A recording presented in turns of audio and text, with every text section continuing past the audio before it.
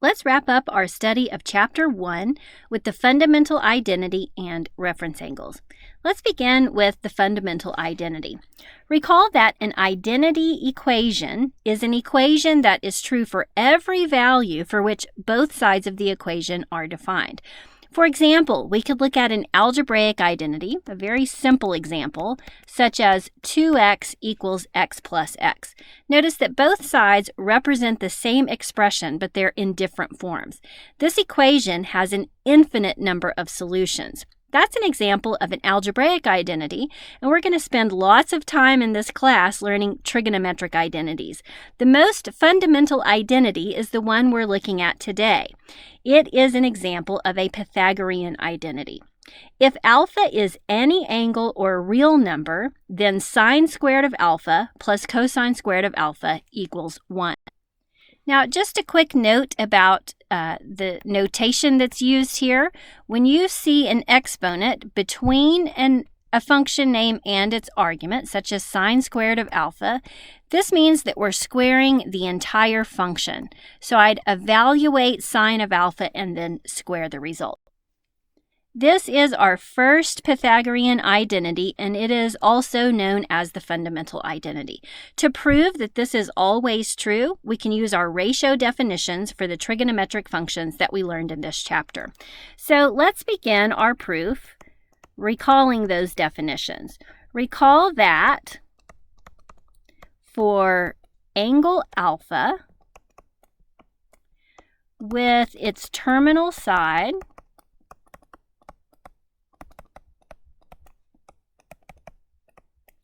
through ordered pair xy, and by the way, alpha is in standard position, then we know that sine of alpha is equal to y over r, cosine of alpha is equal to x over r, and remember we defined r to be the distance from the origin to that point on the terminal side. So r is equal to the square root of x squared plus y squared. Now, with that information in mind, we can begin to verify this identity, starting with the expression we have on the left side, sine squared of alpha plus cosine squared of alpha. So I'm going to replace sine of alpha with its ratio definition. Recall, sine of alpha is y over r, but because our function is squared, we're going to go ahead and square this expression as well. We're going to add this to cosine squared of alpha. Recall, cosine of alpha is x over r, and we'll square this. Now, executing those exponents in the numerator and the denominator, we have y squared over r squared plus x squared over r squared. Because we have a common denominator here, we can go ahead and combine those numerators to get x squared plus y squared all over r squared. And I did reverse the x and the y just to make it match what we have for r. So notice up here we have r equals square root of x squared plus y squared.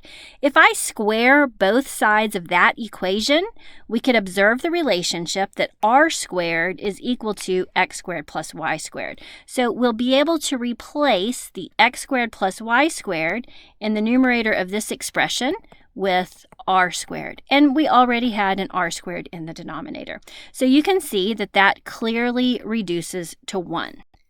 We can conclude our proof. These three little dots mean therefore. We can say therefore sine squared of alpha plus cosine squared of alpha equals 1. And that's going to be true for all alpha. This is a fundamental identity and the first of a set of Pythagorean identities that we'll learn this semester.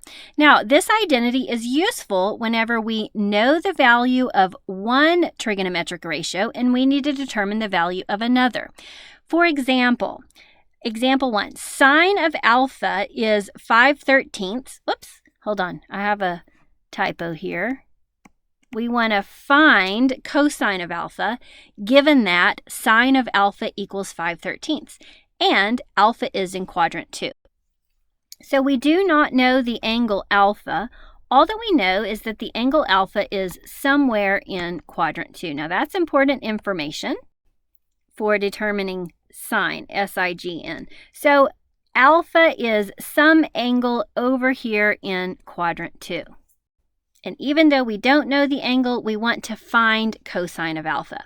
Now, from our Pythagorean identity, we know that sine squared of any angle alpha plus cosine squared of that angle is always equal to 1. So we can plug in what we know about sine. It is given in the problem that sine of alpha equals 5/13. So I'm going to plug 5/13 in for sine and square it. Notice I am not plugging 5/13 in for alpha. I'm replacing sine of alpha with its value 5/13 and then squaring the result. Now, notice we have an equation in cosine. We can solve this equation for cosine of alpha.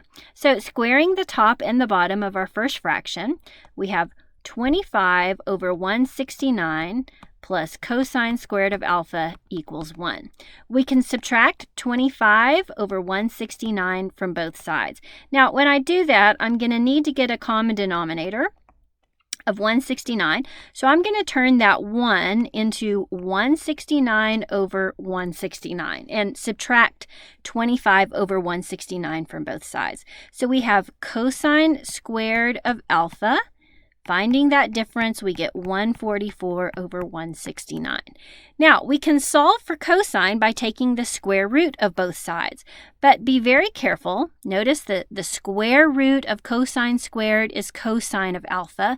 But when we take the square root of both sides, recall we get one positive and one negative answer. But we know that both sine and cosine values are unique for every angle. So this angle alpha can't have two different cosine values. So we're going to go back to our diagram and use the information that alpha is in quadrant 2 to choose the appropriate result. If alpha is in quadrant 2, then the x-coordinate is negative and the y-coordinate is positive.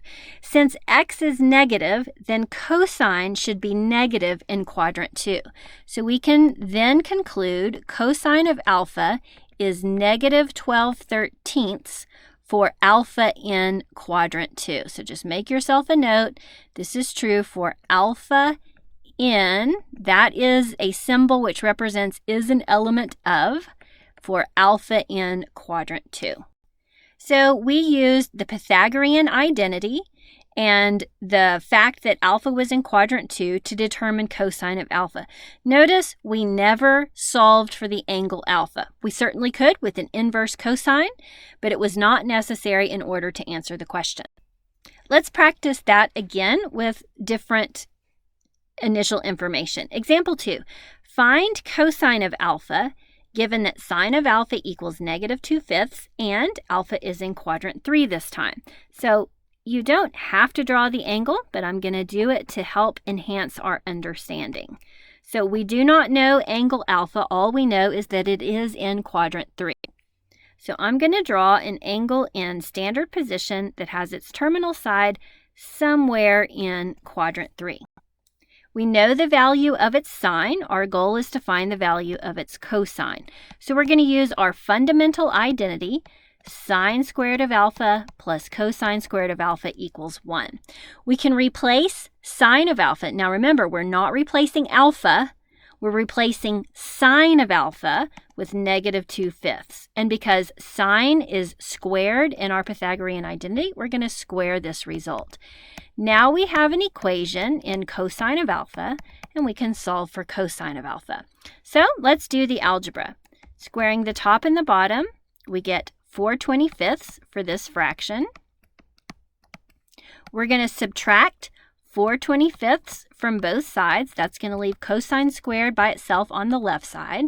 And because we're going to need a common denominator of 25, I'm going to rewrite that 1 as 25 over 25. So I did two steps there. I subtracted 4 over 25 from both sides, and I rewrote 1 as 25 over 25.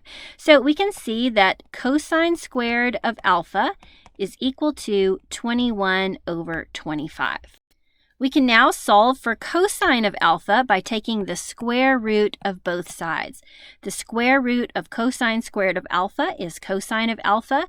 And remember, when you apply the square root to both sides, you get one positive and one negative solution. Now, in the numerator, we have a value that's not a perfect square, so we'll leave that 21 under the radical, but the square root of the denominator comes out exactly 5. Once again, as we reasoned before on example 1, an angle alpha cannot have two simultaneous values for its cosine. Its cosine value is unique. So we're going to use the clue that alpha is in quadrant 3 to determine the appropriate sign of our answer. Now, visualizing our angle in quadrant 3, the x-coordinate is negative and the y-coordinate is negative. Since cosine is equivalent to x divided by r, and x is negative in quadrant 3, then the appropriate solution for cosine is the negative answer, negative square root of 21 over 5. So in this section, and this is true for alpha in quadrant 3. In this section, we learned our new fundamental identity, and we saw that we could use that to find information about a corresponding trigonometric ratio when we knew one or the other. Also, information about the terminal side of angle alpha was important for determining the sign SIGN of the requested trigonometric ratio.